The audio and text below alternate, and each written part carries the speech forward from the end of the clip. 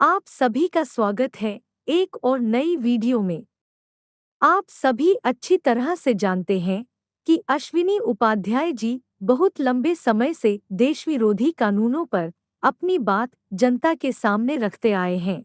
वो हमेशा संविधान लागू करने के पक्ष में बोलते हैं। आज इस वीडियो में अश्विनी जी ने मंदिरों की हो रही लूट पर कुछ बड़े खुलासे किए हैं। आइए जानते हैं अश्विनी उपाध्याय जी से।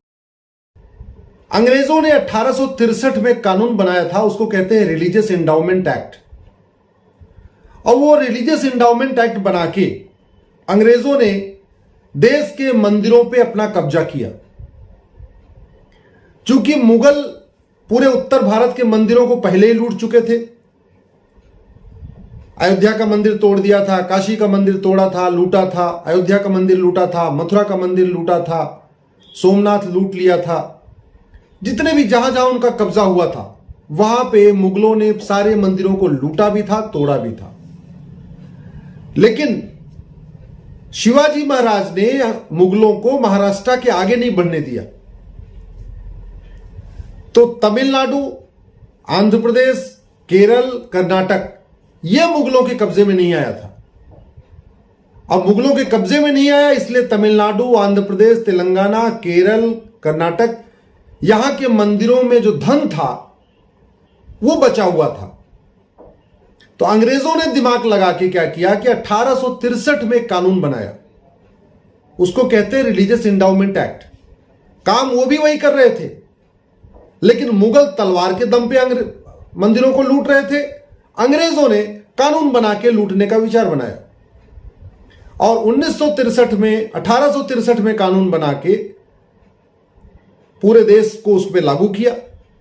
क्योंकि देश भर की बाकी जगहों पे मंदिर तो धन बचा नहीं था, जो मूल धन बड़ा पैसा रखा था, जो चढ़ावा था, सोना चांदी था, वो तमिलनाडु, केरल, कर्नाटक, आंध्र प्रदेश, तेलंगाना में था। वहां के मंदिरों को उन्होंने अपने कब्जे में ले लिया।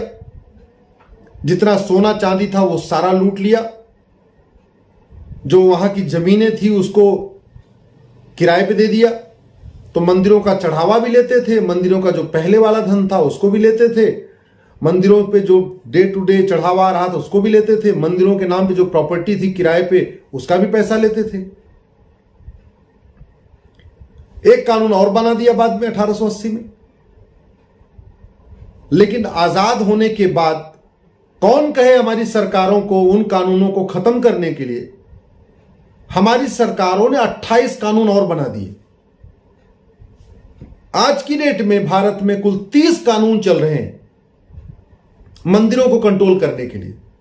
आप जरा समझिए, हम कहते हैं भारत सेकुलर है, हम कहते हैं ये संविधान से चलता है। संविधान मतलब समधन विधान, ऐसा विधान जो सब पे समान रूप से लागू होता है। हिंदू, जैन, बौद्ध, सिख के धार्मिक स्थानों पर कब्जा करने के लिए, उसका चढ़ावा लेने के लिए 30 कानून चल रहे हैं। लेकिन किसी एक भी मजार, एक भी दरगाह, एक भी मस्जिद, एक भी चर्च के लिए कोई कानून नहीं बना है। और यह खेल इसलिए चल रहा है कि हिंदू, जैन, बौद्ध और सिख इतने सीधे हैं, इतने सहज हैं, ये कभी इकट्ठे होके अपने हित की बात ही नहीं करते। ये कभी कहते ही नहीं कि आर्टिकल 26 एक बार आप लोग पढ़िए। आर्टिकल 26 में बहुत साफ साफ लिखा हुआ है, सभी समूहों को एक समान अधिकार है धर्म का। उसमें यह थोड़ी कहा है कि मुस्लिम को ज्यादा अधिकार होगा, यह थोड़ी कहा है कि क्रिश्चियन को ज्यादा अधिकार होगा। आर्टिकल 26 कहता है कि देश के सभी धार्मिक समूहों को एक समान अधिकार होगा। तो अगर एक समान अधिकार है, फिर केवल मंदिर का सरकारी कंट्रोल में क्यों है? जिस तरीके से मजार सरकारी कंट्रोल के बाहर है, दरगाह सरकारी कंट्रोल के बाहर है, चर्च सरकारी कंट्रोल के बाहर है, वैसे मंदिर भी सरकारी कंट्रोल के बाहर होना चाहिए।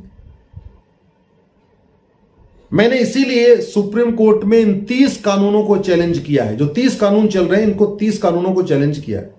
18 राज्यों में 30 कानून चल रहे हैं। 4 लाख मंदिर सरकार के कब्जे में है। मैंने सुप्रीम कोर्ट में ही मांग किया है कि इन 30 कानूनों को खत्म करिए और मंदिरों को मुक्त करिए। और यदि सुप्रीम कोर्ट को लगता है कि नहीं, धार्मिक स्थानों पे कुछ कंट्रोल होना चाहिए, तो सेंट्रल गवर्नमेंट एक यूनिफॉर्म इंडाउमेंट कोड बनाए जो सब पे लागू हो। ऐसा नहीं होना चाहिए मंदिर पे लागू हो लेकिन चर्च, मजार और दरगाह और मस्जिद पे कोई नियम ही नहीं, ऐसे नहीं। एक नियम बने, सब पे लागू हो। आज की डेट में क्या हो रहा है, महाराष्ट्र का सिद्धि विनायक मंदिर सरकार के नियंत्रण में है, उसी से 10 किलोमीटर दूर हाजी अली की दरगाह है, उस पर सरकार कोई कंट्रोल नहीं। कश्मीर में वैष्णो देवी सरकार के कंट्रोल में है, लेकिन हजरत बल की दरगाह सरकार के कंट्रोल में नहीं। काशी विश्वनाथ का मंदिर सरकार के कंट्रोल में है, वहीं सटी हुई ज्ञानवापी मस्जिद सरकार के कंट्रोल में नहीं है। मथुरा का जन्मभूमि मंदिर सरकार के कंट्रोल में, वहीं से सटा हुआ ईदगाह मस्जिद सरकार के कंट्रोल में नहीं।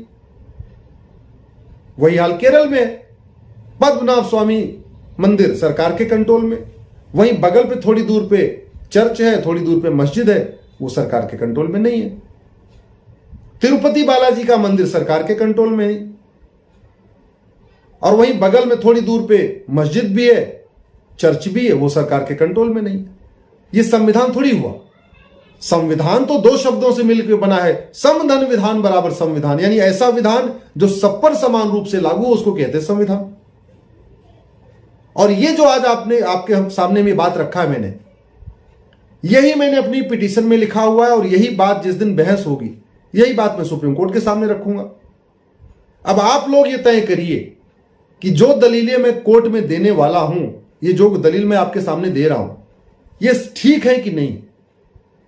अगर ये दलील ठीक है तो कम से कम 10 लोगों को ये वीडियो जरूर फॉरवर्ड करिएगा। अपने अपने सांसद को ये लिंक टैग करके ट्वीट करिए। जितने व्हाट्सएप के ग्रुप हैं, जितने टेलीग्राम के ग्रुप हैं, उस पे इस लिंक को शेयर करिए। अपने फेसबुक पे इस लिंक को शेयर करिए, जिससे देश को पता तो चले कि इस देश में जो बहुसंख्यक समाज है उसी के साथ सारे अत्याचार हो रहे, बहुसंख्यक समाज के साथ ही सारी नाइंसाफी हो रही है। हम तो संविधान की मांग कर रहे हैं, समान विधान की मांग कर रहे हैं, और सरकारें बहुविधान चला रही है। 4 लाख मंदिरों को अपने कंट्रोल में ले लिया, लेकिन एक भी चर्च, एक भी दरगाह, एक भी मजार, एक भी मस्जिद को अपने कंट्रोल में नहीं लिया। 18 राज्यों ने कंट्रोल में ले लिया मंदिरों को, किसी एक भी राज्य ने एक भी चर्च, दरगाह, मजार और मस्जिद को अपने कंट्रोल में नहीं लिया। इतनी बात मुझे आपसे कहनी थी। आशा करता हूं कि आपको हमारी जो ये लॉजिक है, जो आर्ग्यूमेंट है, ये आपको ठीक लगा होगा, और आप इसको अधिक से अधिक शेयर करेंगे।